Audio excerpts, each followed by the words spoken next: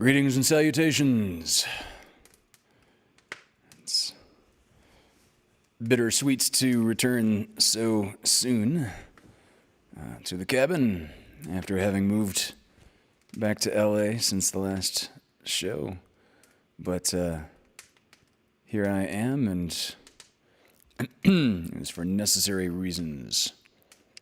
So, it's also temporary. I am going to be returning once again to LA. Take a gander to the chat and see who's here. Christina Beelan, hello. Angelica. Dari Mills. Meg Sampson, hi.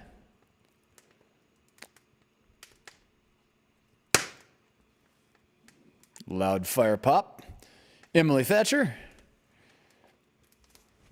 Oh, gotta change it from top chat to live chat. Oh, almost forgot. I could hear Dari reminding me. So, thank you, Dari. Let's see. All right, scrolling. My mom, Pam, is here. Kelsey Blaine Gibson. Hi. Melissa Catano. Olive and Ray are ready for their stories. That's very cute. Meow. Yes, Paul's script was just absolutely wonderful. I hope he develops that into a full-on film. Hello, Anna. Charity Swanson, hello.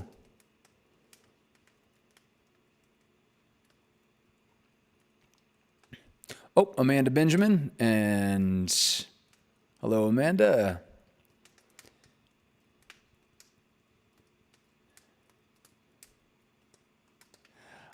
Thank you, Christina, for the for Dari's education on live chat. It has come to benefit me, and it was a very good observation. Thank you very much.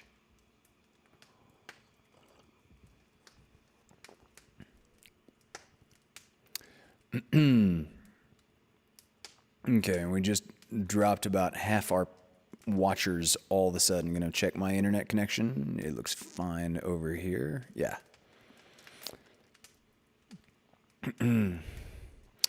Well, Christina, I don't think I'm going to be up here for much longer. I'll just say that. Today was extremely productive. I came back up to the cabin for a point of necessary, sudden, unexpected maintenance, but it wasn't anything terrible. The place didn't burn down. No huge spouting plumbing failure or anything like that. So cannot complain. It could have been so much worse than in actuality what it really was. Hello, David Benjamin. All right. Christy Davila. I'm assuming Nick is watching with you.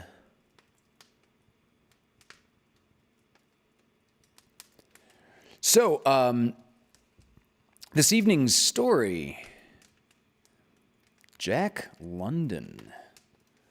I love Jack London. Love Jack London. Love the way he writes animal characters in particular. Tonight's story largely follows human protagonists. There are a couple of dogs in it, but they are definitely not anything like main or named characters. Oh, hello, Charity. Glad to see you immediately back. So I thought I'd start this evening by reading a little bio of Mr. London.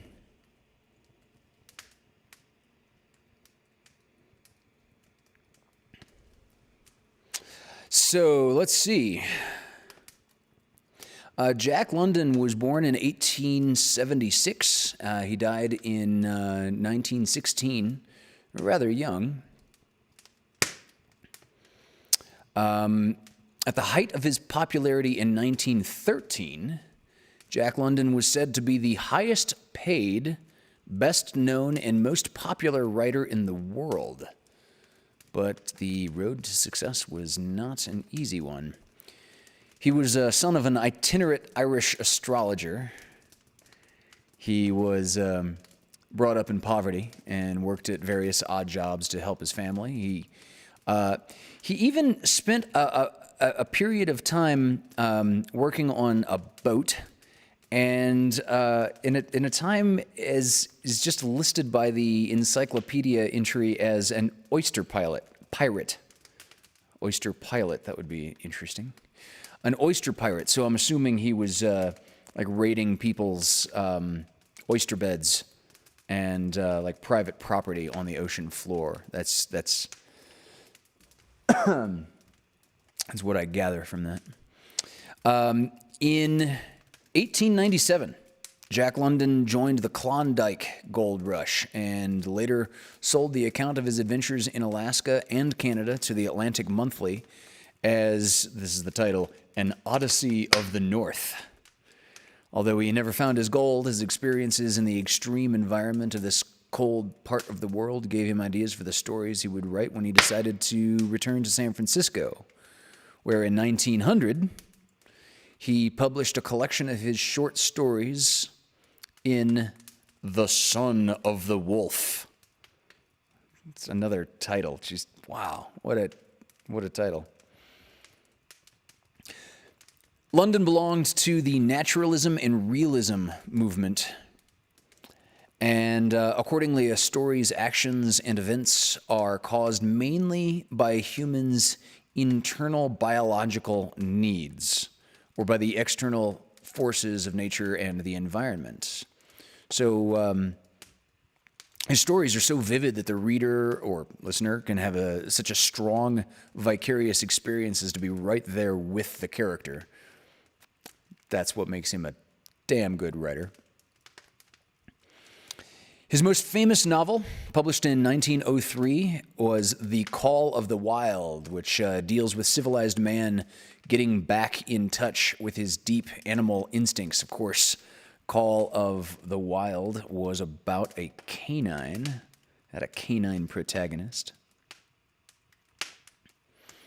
Let's see, Call of the Wild was Buck, as I recall. The was he half wolf? He was a huge mongrel of a just mean-ass fighting dog.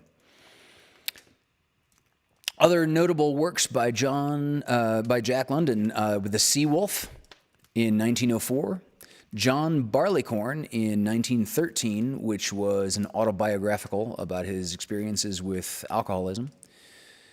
London has been described as one of the greatest revolutionary figures of American history and wrote more than 50 books. He had readers from all over the world, and his stories and books were translated into many different languages. Despite his success, alcohol and 2 broken marriages added to his unhappiness. So, by the age of only 40, in 1916, he died of a drug overdose, which is believed to have been deliberate. So, happy ending.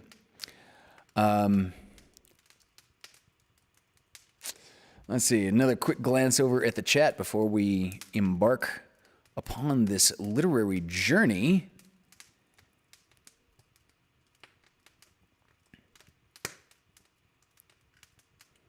Scrolling. Hello, Roberta Acuna. Oh, sorry to hear you're not feeling too well. Have you been tested lately? Is it COVID? Turn this fire down a bit. Cute, David. Oysters. Oyster pilots fly seaplanes. Uh-huh. Christy Davila. Call of the Wild, White Fang is another absolute must. I read on Fireside Tales, I don't know, a year ago, To Build a Fire. I've read several Jack London stories here, actually. And there's a character in tonight's short called Louis Savoy. And I bet Mom could tell me this off the top of her head. Wasn't Louis Savoy the name of the main character? There was another Jack London story I'm forgetting the title of, about a sled dog race, and they're racing for basically for the love of a local native woman. And wasn't Louis Savoy like the protagonist in that? I think that was the case. Hello, Ruth Sanchez is here. Craig Jackman. Hope you had a happy birthday recently, Craig.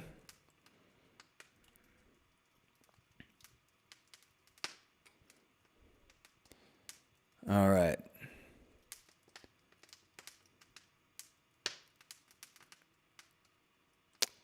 Whoa, I missed that one. Craig Jackman said, and Call of the Wild was a 2020 movie with Harrison Ford. Wow, I didn't know. Was it an adaptation of the Jack London, or did they just use the title? I would be curious. Susan Kuhn, hello. Damn, that fire is popping loud today. Yeah, okay, Mom says, yes, the one about the French lady who fools one guy into making her goal. Okay, good. Amanda and David's dog, Lucy, is on the mend. And Craig Jackman indeed had a very happy birthday. Oh, good. Good. Lovely. Ruth Sanchez said, I loved that movie. Are you referring to the Harrison Ford Call of the Wild that we've just referred to? As damn, I got to check that out.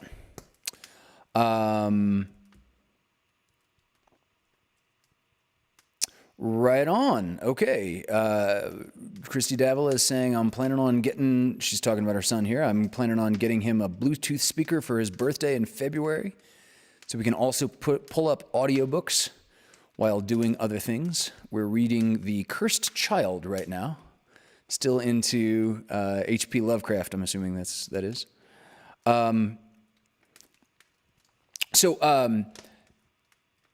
I will extend one word of buyer's caution, Christy Davila. Some Bluetooth speakers have a built-in compressor. And so, like the Unz angle, yes, that's actually what it's called. Unz, O-N-T-Z-Z, I think, is one of those. So when a song starts or when like a loud noise comes across, all of a sudden, it will clip off the very, very, very opening sound of whatever that track is that's playing. And that's awful for audiobooks because literally the beginning of every sentence gets off and never actually hear entirely what meant for you to hear in that sentence. It's just, it's it. So, yeah, that may be worth reading a couple of reviews for. I found JBL Flip 5 works pretty well for audiobooks as well as podcasts and YouTube. Thank you, Mom. That story was A Daughter of the Aurora. Okay. Right on. Okay, it looks like... Oh, Cursed Child. Okay, David, thank you for correcting that. No, Cursed Child is Harry Potter. That's the HP. Okay. But it was a follow-up to the series. It was the follow-up to the series, but is a play script. Okay, cool.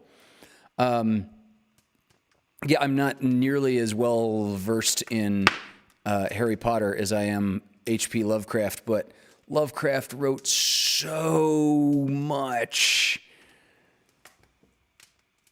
and I would not expect to recognize every title off the top of my head.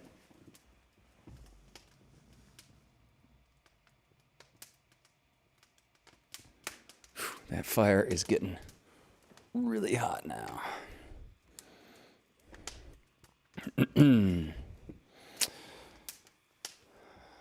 All right, all right.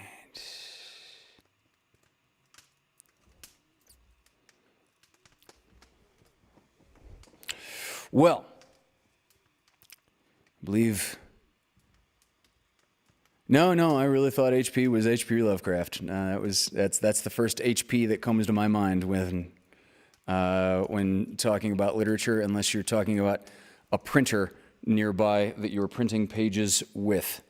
And okay, so let us begin this story.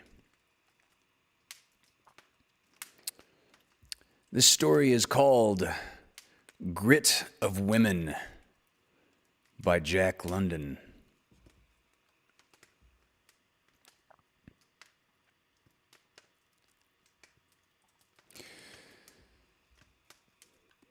A wolfish head, wistful-eyed and frost-rimmed, thrust aside the tent flaps.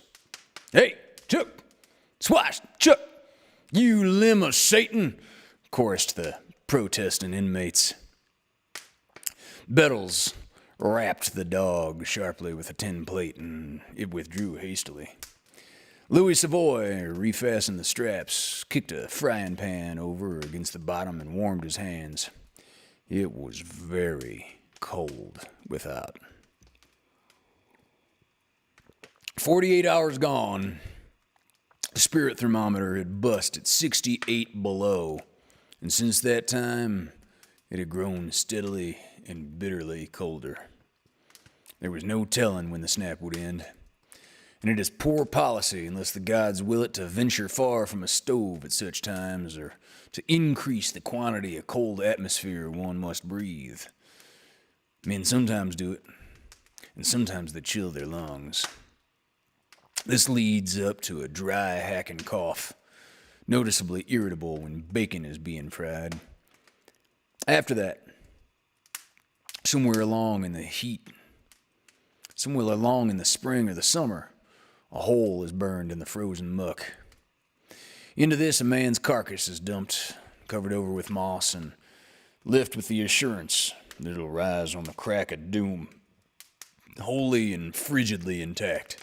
For those of little faith, skeptical of material integration on that fateful day, no fitter country than the Klondike can be recommended to die in. But it's not to be inferred from this that it's a fit country for living purposes either. It was very cold without, but it was not over warm within. The only article which might be designated furniture was the stove, and for this the men were frank in displaying their preference. Upon half of the floor pine boughs had been cast. Above this were spread the sleeping furs. Beneath lay the winter's snowfall. The remainder of the floor was moccasin-packed snow, littered with pots and pans and the general impedimenta of an Arctic camp. The stove was red and roaring hot, but only a bare 3 feet away lay a block of ice as sharp-edged and dry as when first quarried from the creek bottom. The pressure of the outside cold forced the inner heat upward. Just above the stove, where the pipe penetrated the roof, was a tiny circle of dry canvas. Next, with the pipe always the center, a circle of steaming canvas. Next, a damp and moisture-exuding ring. And finally, the rest of the tent, sidewalls and top, coated with a half-inch of dry, white, crystal-encrusted frost. A young fella lying asleep in the furs, bearded and wan and weary, raised a moan of pain, and without waking, he increased the pitch and intensity of his anguish. His body half lifted from the blankets and quivered and shrank spasmodically as though drawn away from a bed of nettles. "Roll him over," ordered Bettles. "He's cramping." Then and there, with pitiless goodwill, he was pitched upon and rolled and thumped and pounded by half a dozen willing comrades. "Ah, damn the trail," he muttered softly as he threw off the robes and set up. "I've run across country, played quarter 3 seasons hand running and hardened myself in all manner of good ways. Then a pilgrimage to this God-forsaken land and find myself an effeminate Athenian without the simplest rudiments of manhood." He hunched up to the fire and rolled a cigarette. "Oh, I'm not whining, mind you. I could take my medicine all right, but I'm just decently ashamed of myself, that's all. Here I am, on top of a dirty 30 miles, as stiff and sore as a child after a 5-mile walk on a country turnpike. Makes me sick. Got a match?" "Don't get the tantrums, youngster." Battles passed over the required fire stick and waxed patriarchal. "You see, son, you gotta allow for some breaking in, suffering type cracky. Don't I recollect the first time I hit the trail? Stiff. I seen the time it'd take me 10 minutes to get my mouth from the water hole and come to my feet, every joint cracking and kicking fit to kill. Cramp? In such knots, you'd take the camp a half a day to untangle me. You're all right for a cub, and you got the true spirit. Come this day a year from now, and you'll walk all us old bucks into the ground anytime. And best in your favor, you ain't got that streak of fat in your makeup which has sent many a husky man to the bosom of Abraham before his right and proper time." "Streak of fat?" "Yep.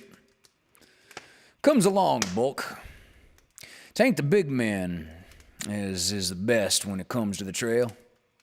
"Never heard of it." "Never heard of it? Well, it's a dead straight open and shut fact, and ain't no getting round. Bulk's all well enough for a mighty big effort, but without staying power, that ain't worth a continental whoop, and staying power ain't bulk, ain't running mates. Takes a small, wiry fellas when it comes to getting right down and hanging on like a lean-jowled dog to a bone. Why, hell's fire, big men. They just ain't in it."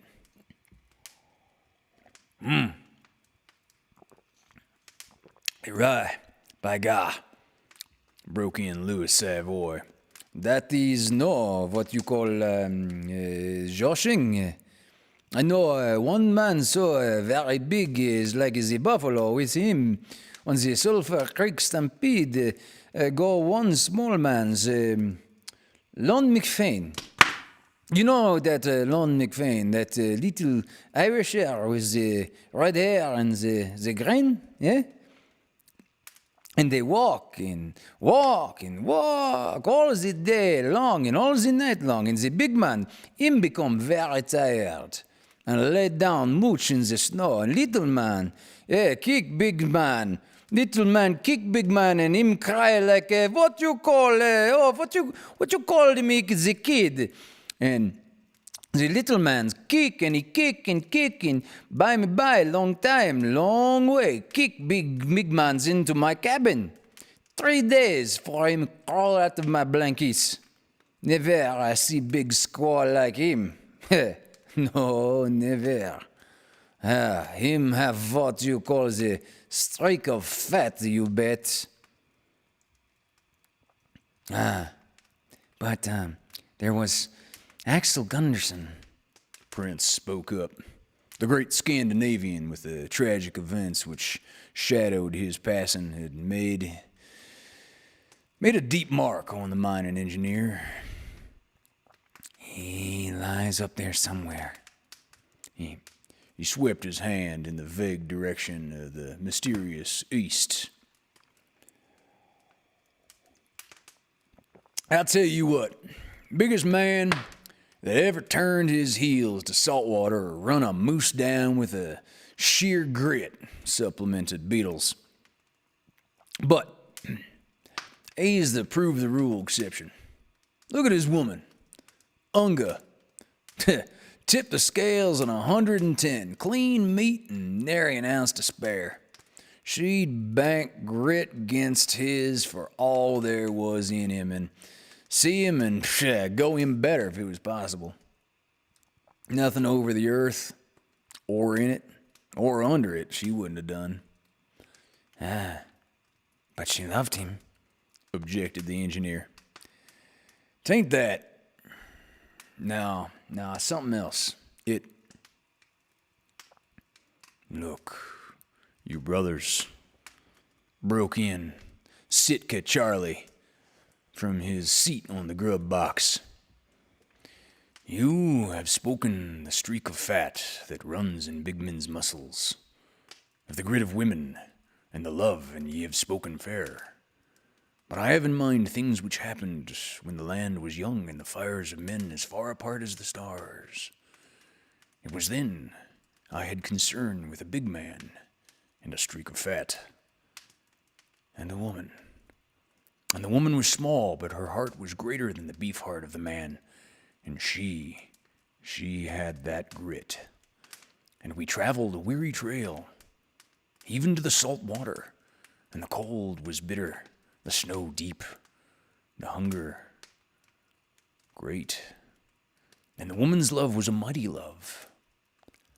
No more can man say than this.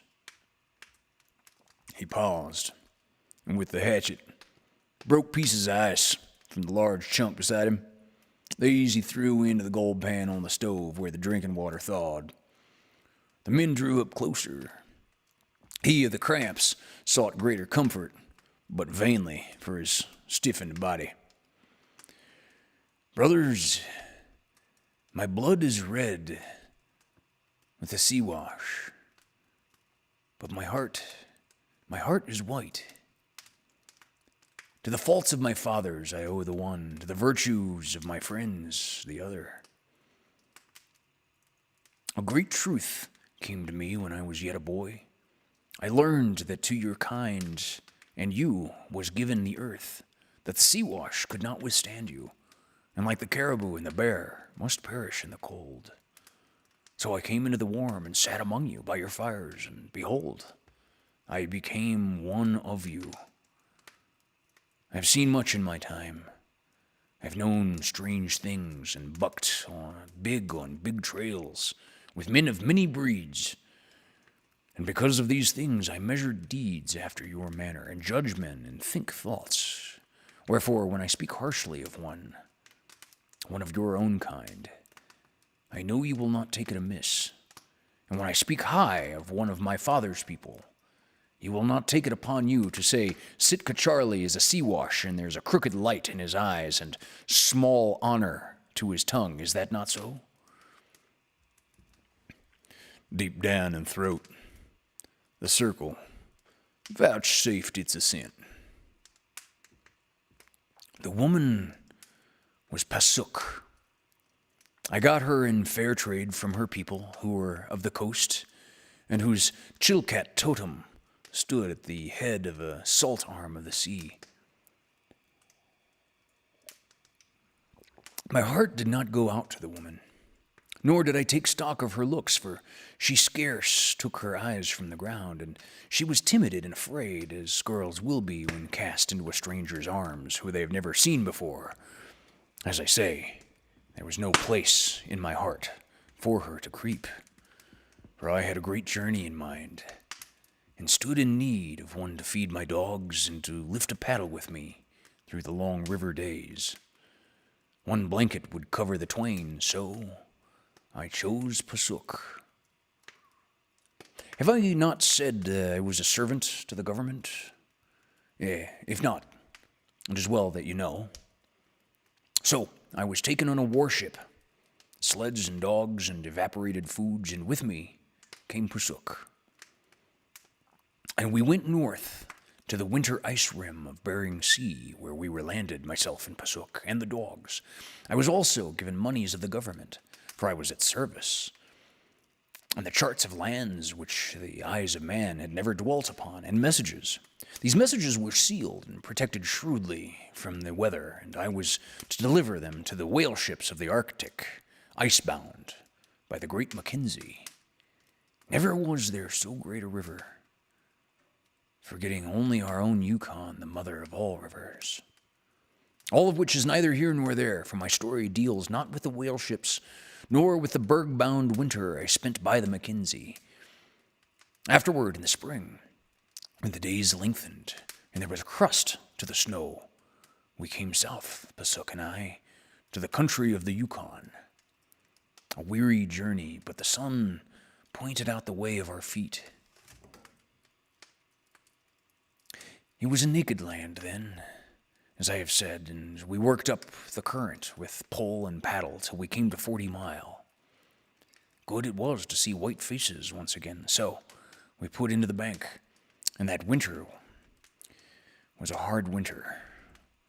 The darkness and the cold drew down upon us, and with them the famine. To each man, the agent of the company gave 40 pounds of flour and 20 of bacon. There were no beans, and the dogs howled always, and there were flat bellies and deep-lined faces, and strong men became weak, and weak men died. There was also much scurvy. Then came we together in the store one night, and the empty shelves made us feel our own emptiness the more. We talked low by the light of the fire, for the candles had been set aside for those who might yet gasp in the spring. Discussion was held, and it was said that a man must go forth to the salt water and to tell the world our misery. At this, all eyes turned to me, for it was understood that I was a great traveler. "It is 700 miles, said I, to Haines Mission by the sea, and every inch of it snowshoe work. Give me the pick of your dogs and the best of your grub, and I will go. And with me shall go Pasuk." To this they were agreed, but there arose one, Long Jeff, a Yankee man, big-boned, big-muscled. Also his talk was big. He, too, was a mighty traveler. He said, born to the snowshoe and bred upon buffalo milk. He would go with me in case I fell by the trail, that he may carry the word onto the mission. I was young and knew not Yankee men. How was I know that big talk betokened the streak of fat, or that Yankee men who did great things kept their teeth together? So we took the pick of the dogs and the best of the grub, and struck the trail, we three, Pasuk, Long Jeff, and I. Well, you all have broken virgin snow, labored at the gee pole, and are not unused to the packed river jams, so I'll talk little of the toil, save on some days we made 10 miles, and on others 30, but more often it was 10. And the best of the grub was not good, while we went on stint from the start. Likewise, the pick of the dogs was poor, and we were hard put to keep them on our legs. At the White River, our 3 sleds became 2 sleds, and we had only come 200 miles. But we lost nothing. The dogs that left the traces went into the bellies of those that remained. Not a greeting, not a curl of smoke, till we made Pelly. Here I had counted on grub, and here I had counted on leaving Long Jeff, who was whining and trail sore. But the factor's lungs were wheezing, his eyes bright, his cachet nigh empty, and he showed us the empty cachet of the missionary. Also, his grave with the rocks piled high to keep off the dogs. There was a bunch of Indians there, but babes and old men there were none, and it was clear that few would see the spring. So we pulled on, light-stomached and heavy-hearted, with 500 miles of snow and silence between us and Haynes' mission by the sea. The darkness was at its worst, and at midday the sun could not clear the skyline to the south. But the ice jams were smaller, the going better. So I pushed the dogs hard and traveled late and early. As I said, at 40 Mile, every inch of it was snowshoe work, and the shoes made great sores on our feet, which cracked and scabbed, but would not heal. And every day these sores grew more grievous, till in the morning, when we girded on the shoes, Long Jeff cried like a small child. I put him at the fore of the light sled to break trail, but he slipped off the shoes for comfort. Because of this, the trail was not packed. His moccasins made great holes, and into these holes the dogs wallowed. The bones of the dogs were ready to break through their hides, and this was not good for them. So I spoke hard words to the man, and he promised, and broke his word. Then I beat him with the dog whip, and after that the dogs wallowed no more. He was a child, what of the pain and the streak of fat. But Pasuk, while the man lay by the fire and wept, she cooked, and in the morning helped lash the sleds, and in the evening to unlash them, and she saved the dogs. Ever was she to the fore, lifting the webbed shoes and making the way easy. Pasuk, how shall I say? I took it for granted that she should do these things and thought no more about it. For my mind was busy with other matters, and besides, I was young in years and knew little of women. It was only on looking back that I came to understand. And the man became worthless.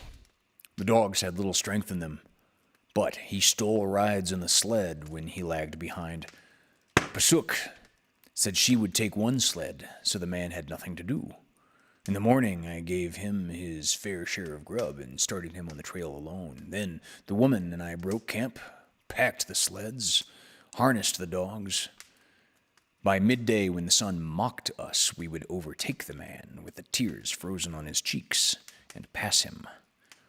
In the night, we made camp, set aside his fair share of grub, and spread his furs. Also, we made a big fire that he might see, and hours afterward he would come limping in and eat his grub with moans and groans and sleep. He was not sick, this man. He was only trail sore and tired, weak with hunger. But Pasuk and I were trail sore and tired and weak with hunger, and we did all the work he did none. But he had the streak of fat, of which our brother Bettles has spoken. Further, we gave the man always his fair share of grub.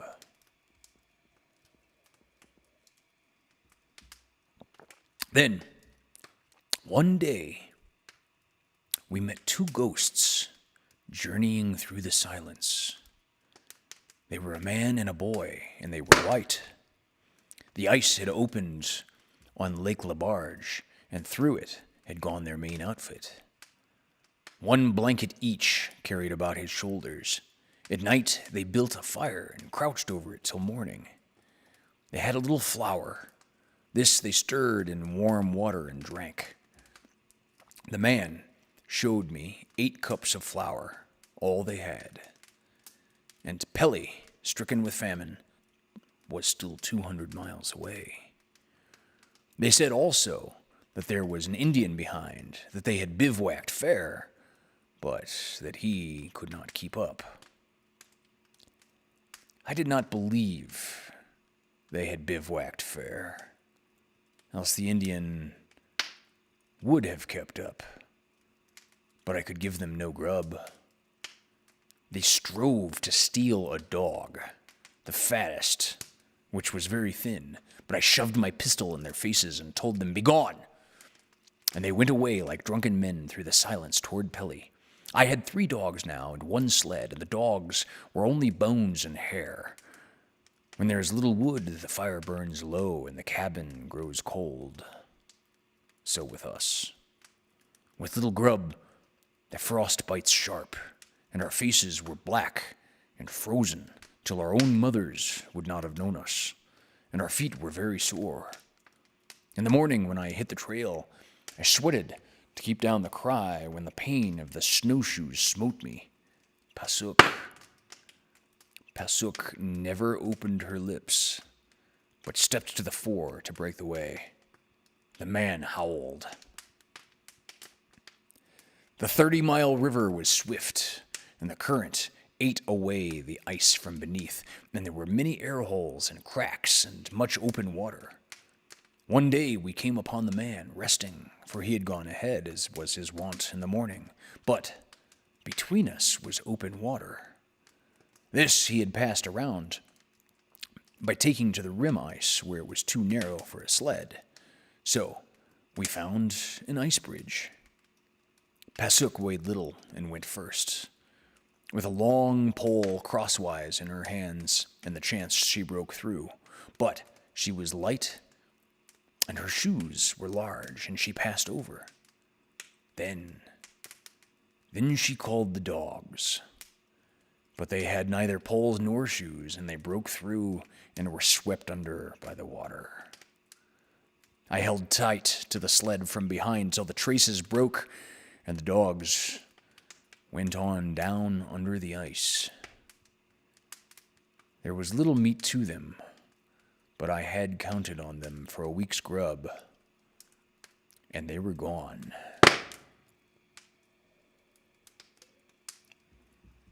The next morning I divided all the grub, which was little, into 3 portions, and I told Long Jeff that he could keep up with us or not as he saw fit, for we were going to travel light and fast. But he raised his voice and cried over his sword feat and his troubles, and said harsh things about comradeship. Pasuk's feet were sore, and my feet were sorer, aye, sorer than his, for we had walked with the dogs. Also, we looked to see. Long Jeff swore he would die before he hit the trail again, so Pasuk took a fur robe, and I a cooking pot and an axe, and we made ready to go. But she looked on the man's portion and said, "It is wrong to waste good food on a baby. He is better dead." I shook my head and said, "No, that a comrade once was a comrade always."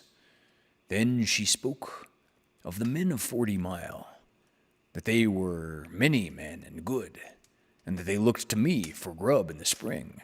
But when I still said no, she snatched the pistol from my belt quick, and as our brother Bettles has spoken, Long Jeff went to the bosom of Abraham before his time. I chided Pasuk for this, but she showed no sorrow, nor was she sorrowful, and in my heart I knew she was right.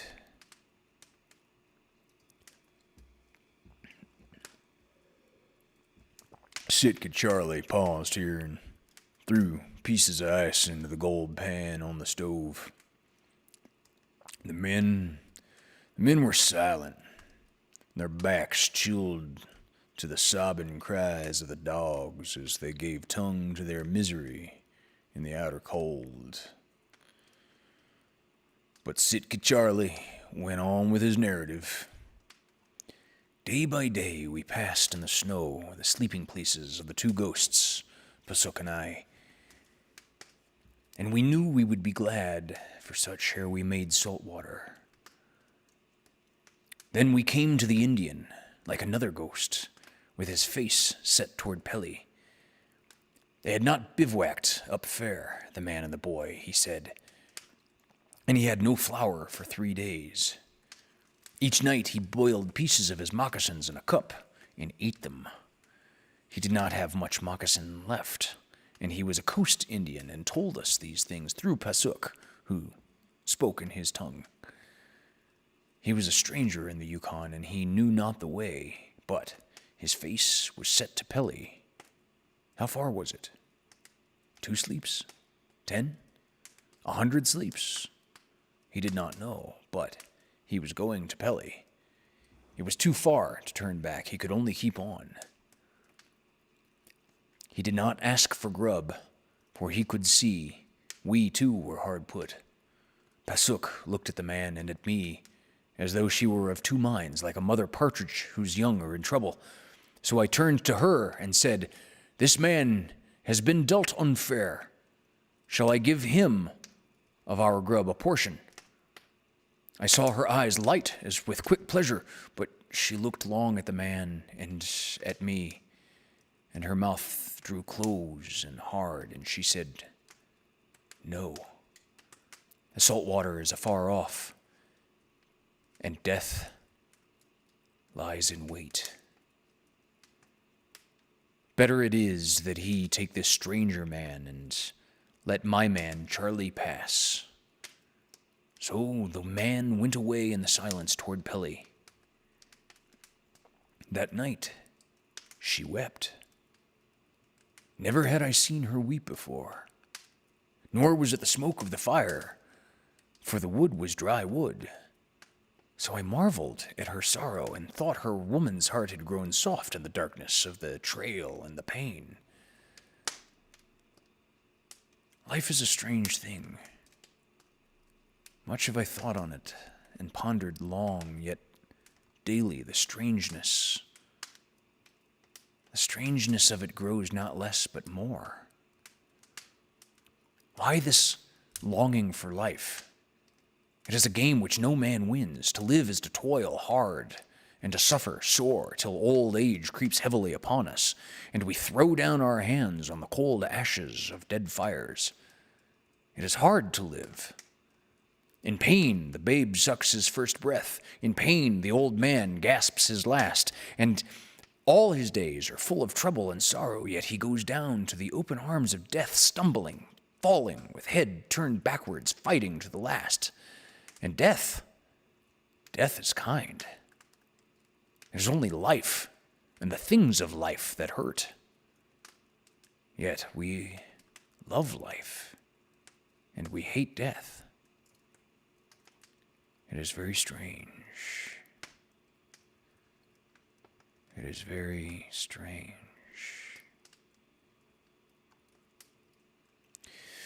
We spoke little, Pasuk and I, in the days which came. In the night we lay in the snow like dead people, and in the morning we went on our way, walking like dead people. And all things were dead. There were no ptarmigan, no squirrels, no snowshoe rabbits, nothing. The river made no sound beneath its white robes. The sap was frozen in the forest, and it became cold as now. And in the night the stars drew near and large, and leapt and danced. And in the day the sun-dogs mocked us, till we saw many suns, and all the air flashed and sparkled, and the snow was diamond dust. And there was no heat, no sound, only the bitter cold and the silence. As I say, we walked like dead people, as in a dream, and we kept no count of time. Only our faces were set to salt water, our souls strained for salt water, and our feet carried us towards salt water. We camped by the Takina and knew it not. Our eyes looked upon the white horse, but we saw it not. Our feet trod the portage of the Karen, but they felt it not. We felt nothing, and we fell often by the way, but we fell always with our faces set towards salt water.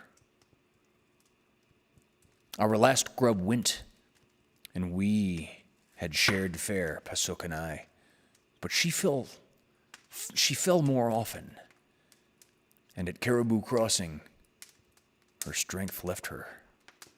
And in the morning we lay beneath the one robe and did not take the trail.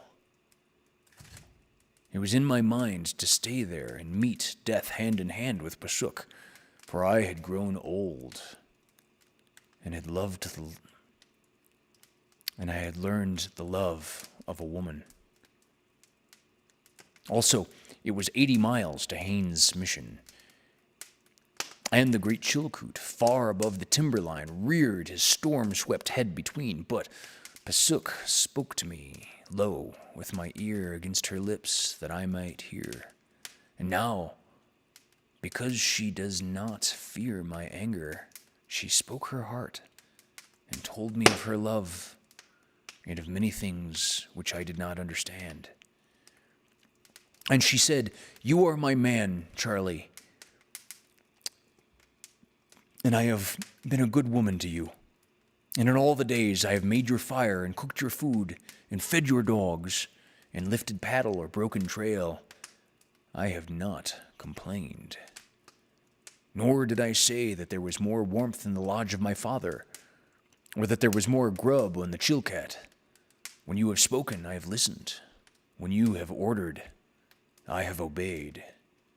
Is it not so, Charlie?" And I said, "Aye, it is so."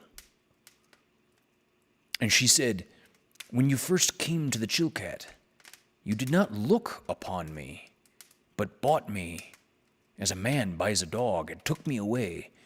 My heart was hard against you and filled with bitterness and fear. But that was long ago, for you were kind to me, Charlie, as a good man is kind to his dog. Your heart was cold, and there was no room for me. Yet you dealt with me fair, and your ways were just.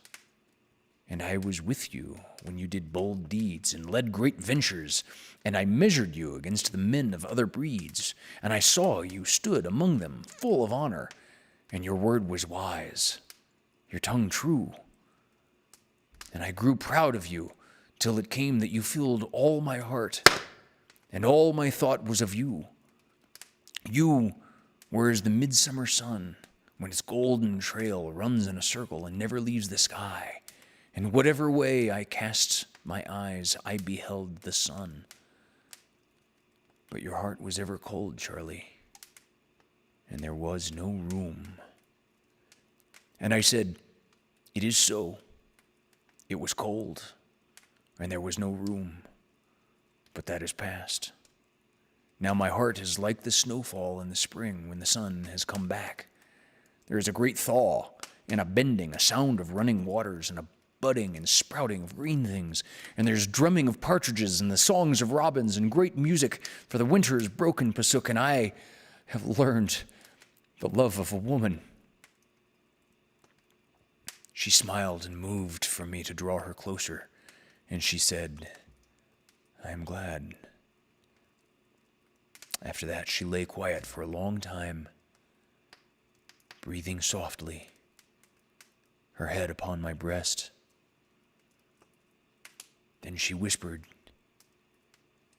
"The trail ends here, and I'm tired. But first I would speak of other things. In the long ago, when I was a girl on the Chilkat, I played alone among the skin bales of my father's lodge, for the men were away on the hunt, and the women and boys were dragging in the meat. It was in the spring, and I was alone. A great brown bear, just awake from his winter's sleep, hungry, his fur hanging to the bones and flaps of leanness, shoved his head within the lodge and said, 'Woof!' My brother came running back with the first sled of meat, and he fought the bear with burning sticks from the fire. And the dogs in their harnesses with the sleds behind them fell upon the bear. There was a great battle and much noise. They rolled in the fire. The skin bales were scattered, the lodge overthrown, but in the end, the bear lay dead, but with the fingers of my brother in his mouth, and the marks of his claws upon my brother's face. Did you mark the Indian by the Pelly Trail? His mitten, which had no thumb, his hand, which he warmed by our fire. He was my brother. And I said he should have no food. And he went away in the silence without food.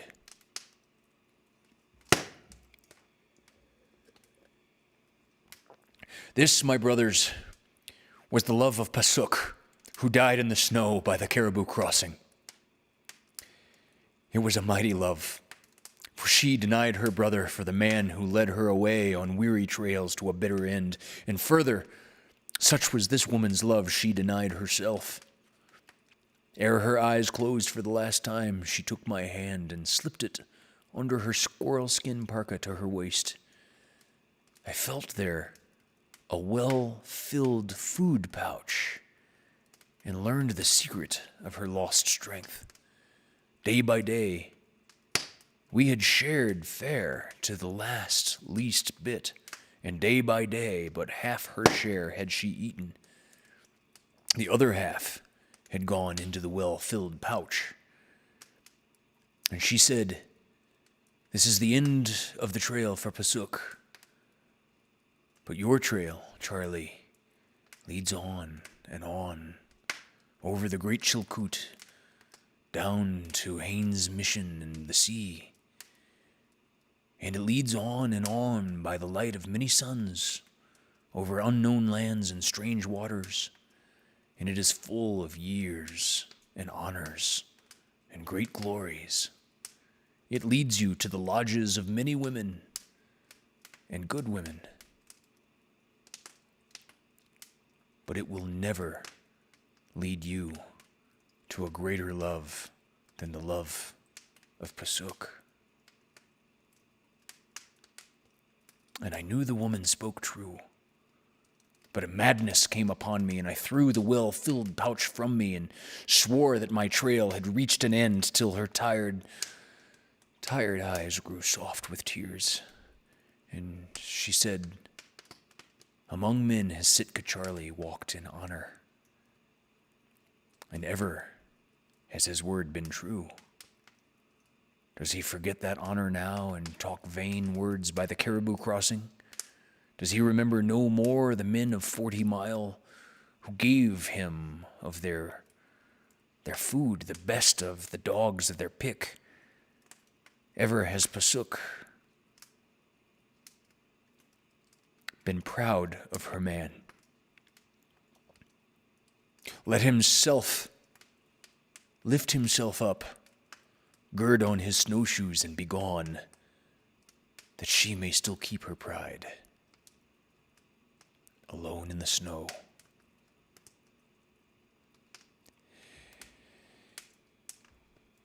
And when she grew cold in my arms, I arose and sought out the well-filled pouch and girt on my snowshoes and staggered along the trail, for there was a weakness in my knees and my head was dizzy, and in my ears there was a roaring and a flashing of fire upon my eyes. The forgotten trails of boyhood came back to me.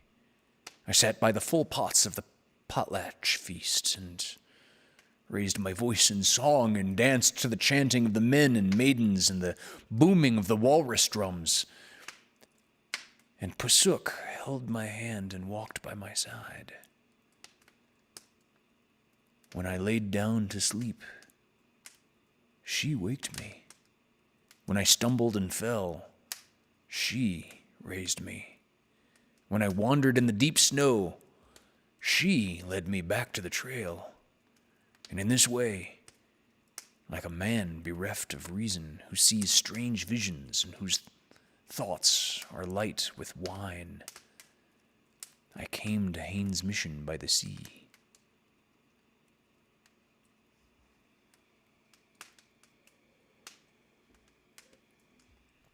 Sitka Charlie threw back the tent flaps, It was midday. To the south, just clearing the bleak Henderson Divide, poised the cold disked sun. On either hand, the sundogs blazed. The air was a gossamer of glittering frost. In the foreground, beside the trail, a wolf dog, bristling with frost, thrust a long snout heavenward and mourned.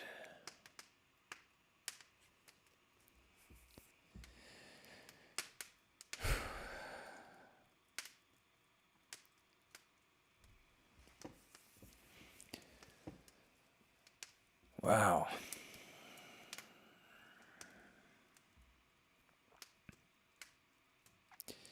So that was one of many happy stories from Jack London.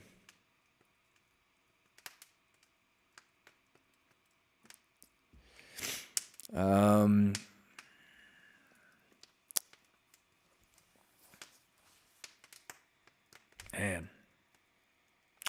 I don't even know what to say or how to reflect on something like that. That's damn, Jack. That was good writing. I've never read that story before I was prepping for this evening's show. So I'm just extremely grateful to Jack London for that particular tale. I thought I'd give you all just a very quick update on news from the James Webb Space Telescope. Today's date is Monday, January the 3rd, and when I checked just a couple hours before this evening's show, the James Webb was about 60% of the journey to the Lagrange point, Lagrange 2, which is about 1 million miles from Earth.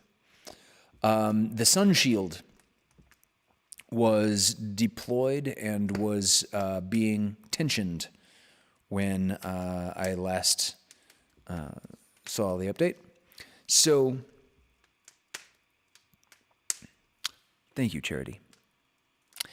I thought I'd just elucidate slightly on why the sun shield is so important to this thing. It's been pointed out several times, once on this show when I first started talking about the James Webb, that it is primarily geared to see in infrared. So that is to say, it makes visual representations out of heat. The thing is so sensitive that if it were the distance of, say, the surface of the Earth to the moon, it would be able to see a bumblebee on the surface of the moon. So this is to say that it's really, really heat sensitive, right? I mean, this is just its scientific value is it's being able to see heat with such extraordinary sensitivity. And so the reason that the sun shield is so extraordinarily important to this thing is if you and I were in a room, say sitting 3 feet from each other, and I was talking exactly like this, you would have no problem hearing me under any normal room conditions. If, by contrast, we were 3 feet from each other, but at a really, really loud rock concert, and I was only speaking this loud, you wouldn't be able to hear me very well. Just too much noise in the room, right? So what's going on with this thing, with the James Webb, and the reason that it needs a sun shield is the heat from the sun is analogous to room noise or the concert noise, if you want to follow the metaphor that I just described. So we need for it to be as shielded from heat as we can possibly make it happen, so that this thing can only see the heat that we want it to see. And for this reason, it's going to be able to see galaxies that have had light traveling towards us for about 13.5 billion years. That's billion with a B.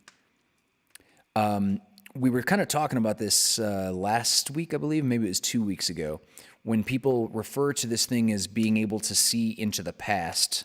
That's exactly what they are referring to. So imagine that the universe, all of the cosmos, all of existence only has been around for about 13.8 billion years. So a galaxy that's about 13.5 billion years old is a galaxy that formed at the dawn of time. And the James Webb is going to be able to take in heat from those primordial galaxies formed at the dawn of time. So we're going to get a really good snapshot as to what some of the earliest galaxies formed in the universe looked like when they first formed.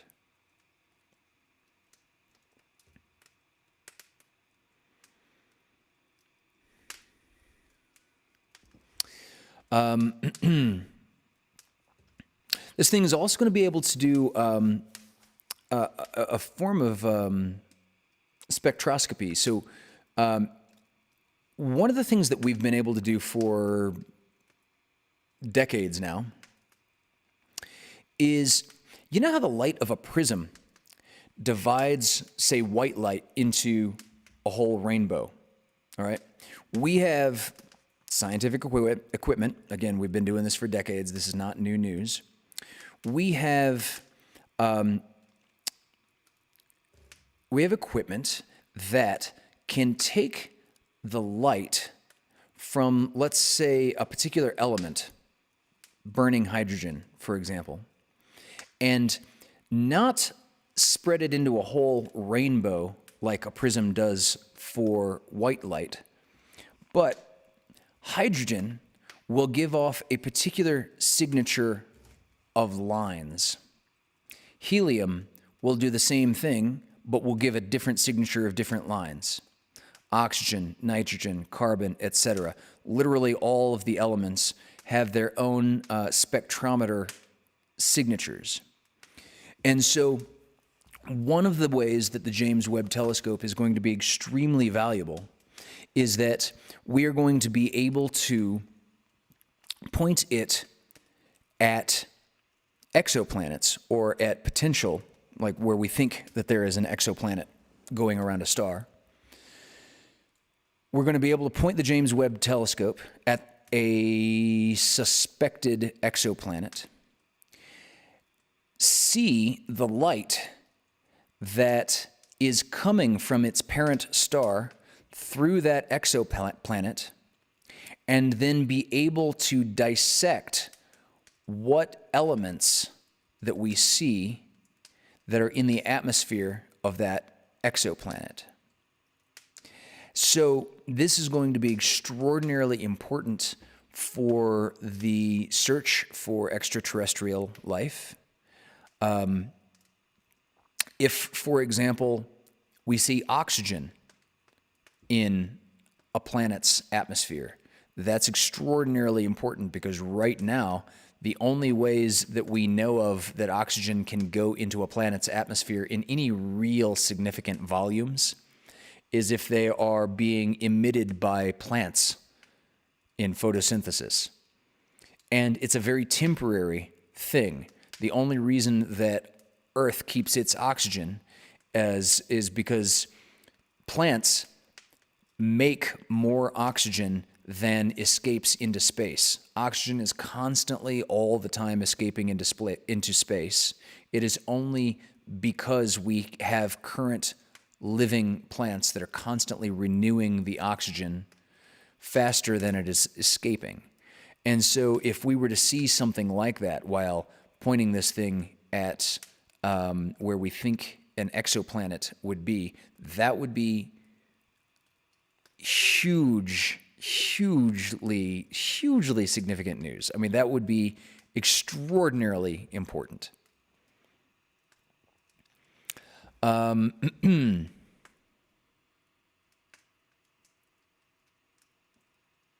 See, I'm scrolling back up through the chat. I guess one thing I wanted to say before I go into a couple of the comments in the chat is before now, before the James Webb is fully deployed and unleashed in this particular capacity, a couple of ways that we have been able to detect exoplanets previously has been one, when an exoplanet goes in front of its parent star. And when I say in front of, I mean between the star and the Earth-based telescope that is looking at it. And so we see a dimming of that star caused by the transit of the planet in front of that star. So that allows us to, like, all right, what's the percentage that the hypothetical exoplanet dimmed the star? That gives us an idea of its size. How long did it dim the light? That gives us an idea of the speed of its orbit. That's one way. Another way, I believe the Kepler telescope has been invaluable to us in this regard. The Hubble has given us a bunch of information in this regard. Another one is called wobble. So we look at a particular star and we're looking for the little tiny wobble in the star as its planets are going around it. So if a planet is going this way, the star slightly wobbles opposite of the side that the planet is on. Imagine holding hands with someone that is much larger than you on a playground, and the two of you spinning around each other. And you, the lighter person, you're going a much wider, bigger circle. The much larger, heavier person is also going around this in a circle. The heavier person is more like pivoting while you are running big circles around the heavier person. However, the heavier person isn't just totally pivoting like on one heel. They are also, like, when you are going slightly to the right, they're leaning slightly to the left. And as you pass them in a circle and you are now on their left, they're leaning to the right. We look for wobbles like that in stars when we're looking for exoplanets. But as I said, the James Webb is gonna look, oh man, it's gonna make these techniques look like stone tools by comparison. Yeah, David is saying these lines he's referring to are lines caused by absorption of light at very specific frequencies by different elements. Yes, it's absorption and re-emission lines. It's the emission lines that we're specifically looking at, however, that we are regarding as the elemental signatures. Yes, Paul, we can read more about it in the children's section in Barnes & Noble, indeed. Let's see.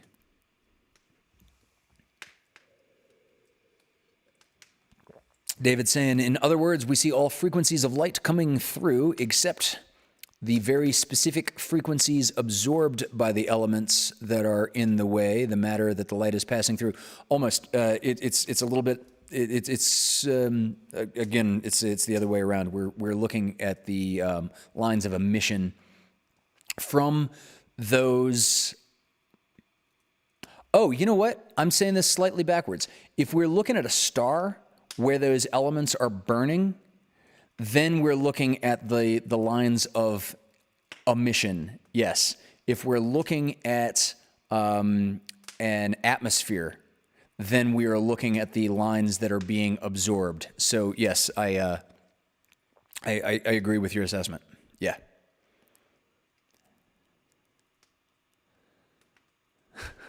Wobble is what I do when I'm using a telescope and drinking. Yes, indeed. Yes, indeed. Oh my God. Yes, Nick Davila, let's just hope they didn't screw up the mirror again. Okay, so here's what we got. The James Webb has this honeycomb network of mirrors, and I say honeycomb just because all the sections of mirror they happen to be hexagonal.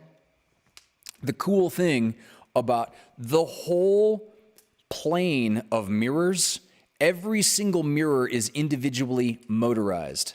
So this whole dish of mirrors can be made more concave, slightly more convex. They can each individual little panel in there can individually focus. So if we sent it up screwed up, we can calibrate for that. It's cool. I think the funniest meme I've seen about this, in fact, I think the only meme I've seen about the James Webb so far is somebody posted on Facebook, hey, the first image from the James Webb came back, and it's this really, really, really fuzzy image of print that is backwards on the screen, and it said, please remove lens cap before launch. And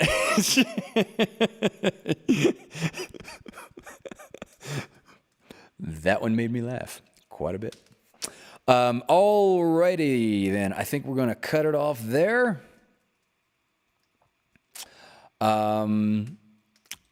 So tomorrow night on the Vaudacity Network is Dancing with Dari at 6:30. And Amanda Benjamin on Wednesday nights is going to be giving us a tribute to Betty White at 7:30. Of course, I'll be doing the Lovecast this coming Thursday at 6 o'clock.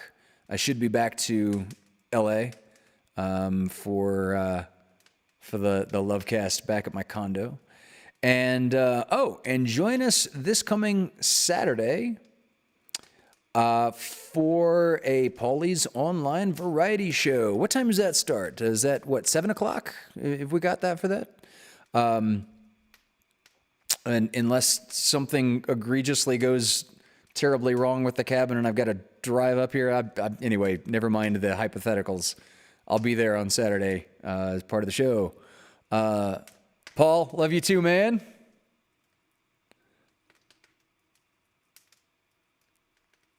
Yeah, great to see the Velociraptor head, indeed.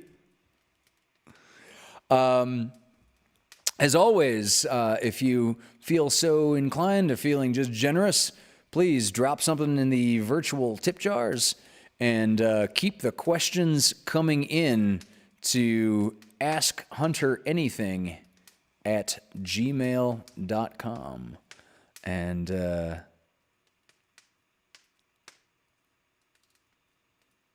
let's see, 6 p.m. Okay, this coming Saturday's Paulie's Online Variety Show. Craig Jackman is saying 6 p.m. for Paulie's Online Variety Show number 91. That is this Saturday, the 8th. All right. I love you all. Thank you for joining us. Thank you for keeping Jack London alive and well, at least in our thoughts. Have a good